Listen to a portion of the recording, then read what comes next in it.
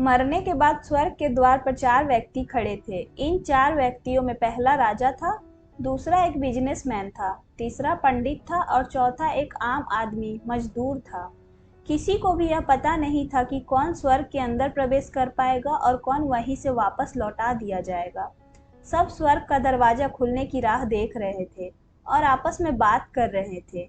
जैसे कि राजा को मरने से पहले से ही आदत थी, उसने अपनी बात सबसे पहले बताई। राजा ने कहा, मैं बहुत प्रख्यात राजा हूँ। मैंने धरती पर अपना बहुत नाम कमाया है, इसलिए पूरी संभावना है कि मैं ही स्वर्ग में जाऊंगा। फिर व्यापारी ने अपनी बात सामने रखी। वह बोला, मैंने धरती पर खूब धन कमाया है और उस धन से मैंने सैकड़ों लोगों की मदद की, इसलिए मैं ही स्वर्ग का हकदार हूँ।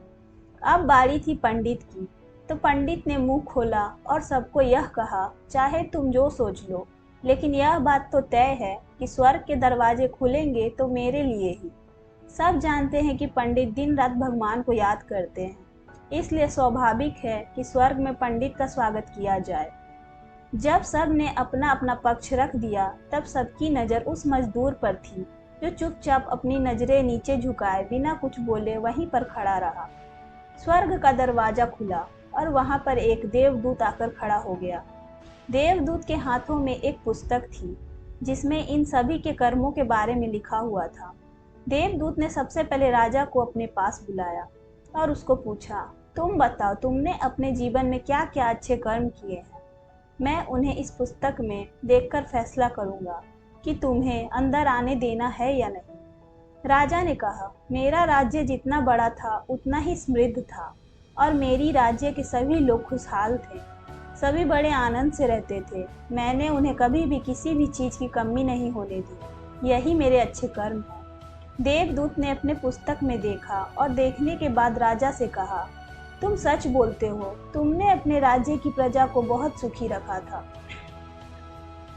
लेकिन तुमने अपने राज्य की सीमा बढ़ाने के लिए जितने युद्ध किए थे, उन युद्ध की वजह से हजारों सैनिकों ने अपनी जान गंवा दी थी। उन हजारों सैनिकों के परिवार के दुख का कारण तुम बने थे, इसलिए तुम स्वर्ग में नहीं आ सकते। अब बारी थी व्यापारी की। व्यापारी से जब देवदूत ने पूछा कि तुम्हारे अच्छे कर्म क्या हैं, तब व्यापारी ने उससे कहा, मैंने सैकड़ों लोगों को खाना खिलाया है, कई आश्रमों में दान किया है, कई निराश्रित लोगों के लिए घर बनाकर दिया है।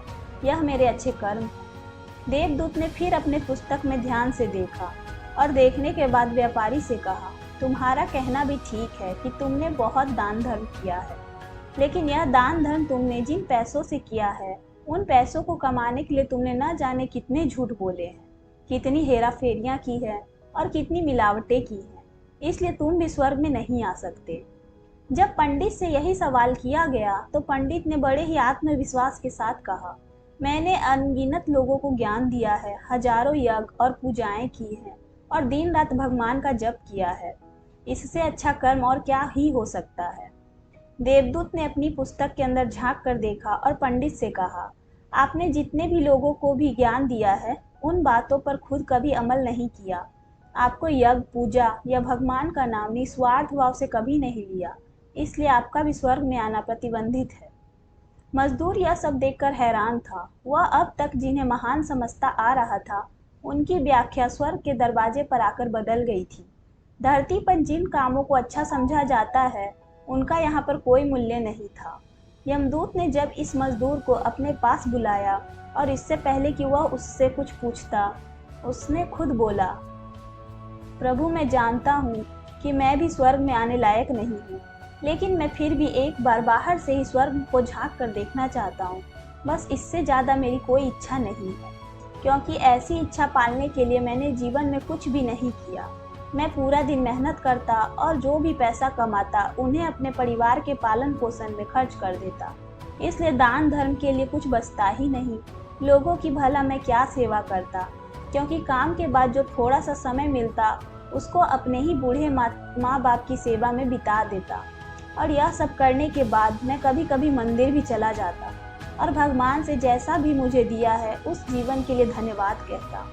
देवदूत ने अपनी पुस्तक में बड़े ध्यान से देखा और थोड़ी देर देखते ही रहा। फिर उसने मजदूर से पूछा कि तुम कुछ याद करके बताओ, तुमने कभी तो कोई अच्छा काम किया ही होगा। मजदूर ने थोड़ी देर सोचने के बाद बोला, हाँ मुझे थोड़ा थोड़ा याद है। एक बार मैं बहुत भूखा था और मैं खाना खाने ही बैठा था कि एक बहुत ही कमजोर कुत्ता जो ठीक से चल भी नहीं पा रहा था, वह मेरे पास आ गया और मेरे खाने को देखने लगा। तब मैंने अपनी रोटी उसे खिला दी थी और उस दिन मैं भूखा सोया था। मजदूर की बात सुनने के बाद देवदूत मुस्कुराया और मजदूर को बड़े सम्मान से स्वर्ग के अंदर लेकर गया।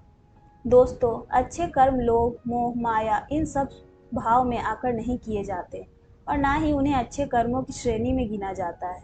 निस्वार्थ भाव से किया गया एक ही अच्छा कर्म भी आपके जीवन के सारे पाप धोने की शक्ति रखता है।